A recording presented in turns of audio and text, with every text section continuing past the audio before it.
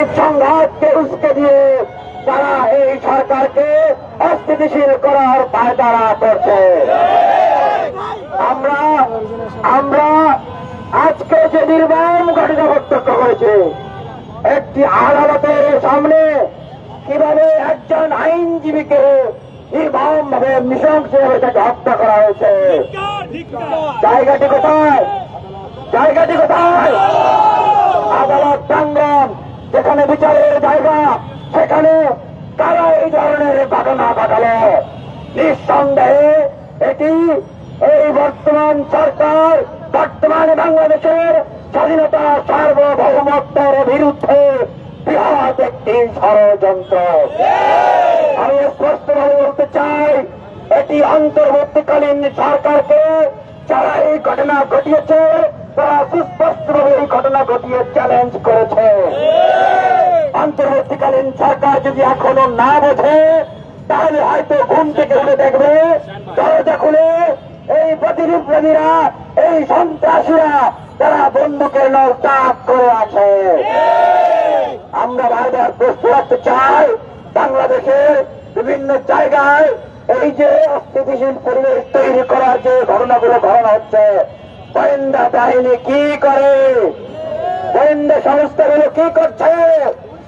SI, SP, DGFI তারা কি নাকে তেল দিয়ে ঘুমায়, বসবাস মারছে?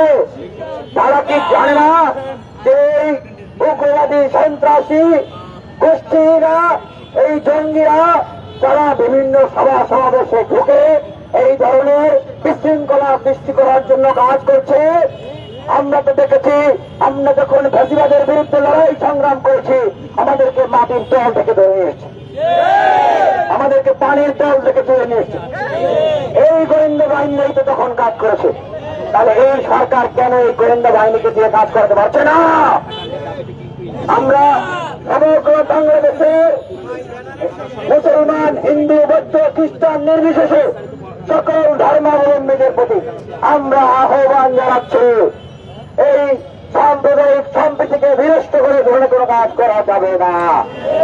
আপনারা আমাদের কাছে যে তথ্য রয়েছে, যারা এই ধরনের পরিস্থিতি সৃষ্টি করে সমগ্র বাংলাদেশে এই আওয়ামী লীগ তাদের এজেন্টদেরকে দিয়ে এখন মন্দিরগুলোতে হামলা করলে, সনাতন ধর্মধর্মীদের বাড়ি ঘর, ব্যবসা বাণিজ্য, বিভিন্ন প্রতিষ্ঠানে তারা আক্রমণ করবে, অগ্নি সংযোগ করবে। সুতরাং এই ধরনের কোন সুযোগ দেওয়া যাবে না। আপনারা পাহারা দিবেন এবং আপনারা সম্প্রীতির সমাবেশ করবেন। যেখানে এই কমিউনিটির লোকরা আছে তাদের কাছে যাবেন এবং বুঝাবেন যে এটি কোন হিন্দু মুসলমান দাঙ্গা নয়। আমরা পূর্ণ মুসলমান ছিল, আমরা আমরা একটা কথা স্পষ্ট বলতে চাই, আমি বলি মাইকের স্লোগানের বাইরে কোন স্লোগান হবে না, মাইকের স্লোগানের বাইরে কোন স্লোগানের দায় ইনকিলাব মঞ্চ নিবে না। আমাদের একমাত্র স্লোগান সমস্ত হত্যাকারী, ষড়যন্ত্রকারী খুনিদের বিরুদ্ধে। এই খুনি তারা আমরা জানি না, সরকার বের করবে, 24 ঘন্টার মধ্যে বের করে তাদেরকে দ্রুত বিচার করবে। কোন অত্যাচারের বিরুদ্ধে এবং কোন স্পষ্ট দলের বিরুদ্ধে আমরা বলবো না, সরকার বের করবে এই খুনকে করেছে। আমরা মাইকেতে স্লোগান দিব, এই স্লোগানের বাইরে কোন স্লোগানের দায় কিন্তু আমরা নিব না। মিডিয়ার ভাইদেরকে বলছি, আপনারা বাইক নিলে আমাদের সাথে কথা বলে নিবেন। আল্লাহর হস্তে উস্কানিমূলক কোন বাইক নিবেন না। কোন মিডিয়ার ভাই মিলিয়ন ভিউয়ের জন্য যদি উস্কানিমূলক ভিউ নেওয়ার জন্য কোন থাম্বনেইল করেন, মিছিল নিয়ে কিন্তু মিডিয়া হাউসে চলে যাব। সুতরাং এই প্রতিবাদ মিছিল শান্তির জন্য, সন্ত্রাসের জন্য নয়। আমি 2 মিনিট কথা বলবে, এরপর আমরা মিছিল শুরু করবো।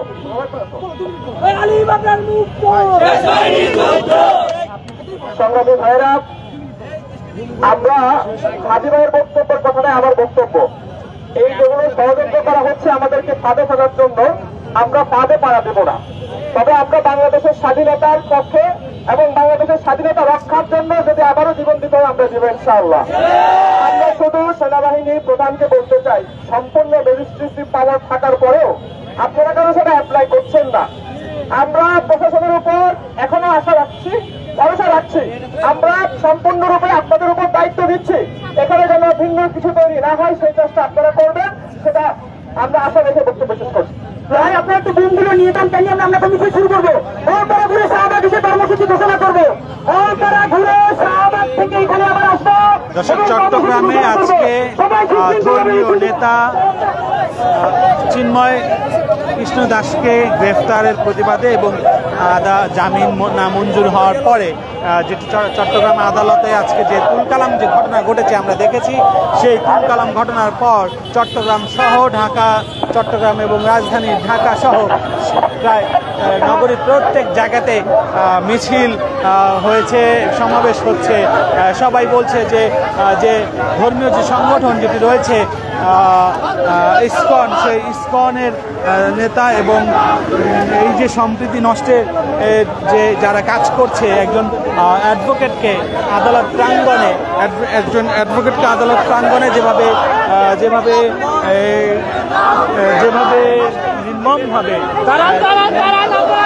নির্মমভাবে তাকে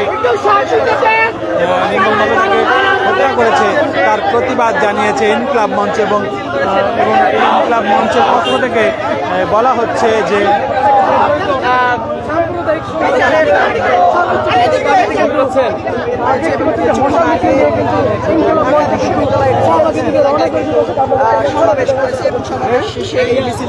এই মুহূর্তে আস্তে আস্তে আস্তে আস্তে আস্তে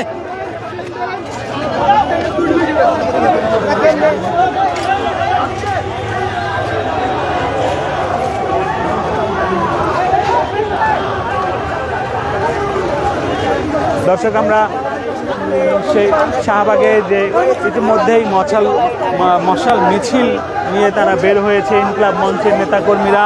তারা বলছেন যে চট্টগ্রামে যে অ্যাডভোকেটের ওপরে যে হামলা হয়েছে তার সুষ্ঠু বিচার এবং 24 ঘন্টার মধ্যে যারা জড়িত এই ঘটনার সাথে যারা জড়িত রয়েছে তাদেরকে 24 ঘন্টার মধ্যে আইনের আওতায় আনার দাবি জানিয়েছে। 24 ঘন্টার মধ্যে তাকে আইনের আওতায় আনার জন্য দাবি জানিয়েছে ইনকিলাব মঞ্চের নেতারা। আমরা দেখছি যে এই মুহূর্তে তারা রাজধানী ঢাকা বিশ্ববিদ্যালয়ের যে টিএসসি প্রাঙ্গণ, সেই টিএসসি প্রাঙ্গণের সামনে কিছুক্ষণ আগেই তারা বক্তব্য দিচ্ছিলেন এবং বক্তব্য শেষে তারা এই মুহূর্তে একটি মিছিল নিয়ে বের হয়েছে এবং এই মিছিলটি তারা ভিসি চত্বরের ঠিক সামনে গিয়ে প্রদক্ষিণ করে শাহবাগে যাওয়ার কথা রয়েছে এবং শাহবাগ থেকে আবারও রাজু ভাস্কর্যে এসে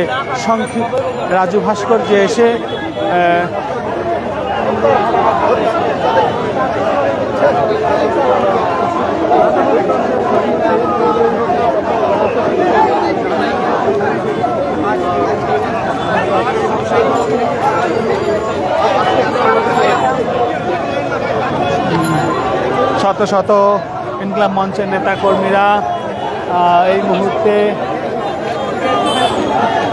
রয়েছে এবং যে অ্যাডভোকেট সাইফুল ইসলামকে যেভাবে নৃশংসভাবে তাকে হত্যা করা হয়েছে এই প্রতিবাদে, এবং একই সঙ্গে তারা বলছেন যে কোনো সকল ধর্ম মত নির্বিশেষে শুধুমাত্র দোষীদের বিচারের দাবিতেই তারা মূলত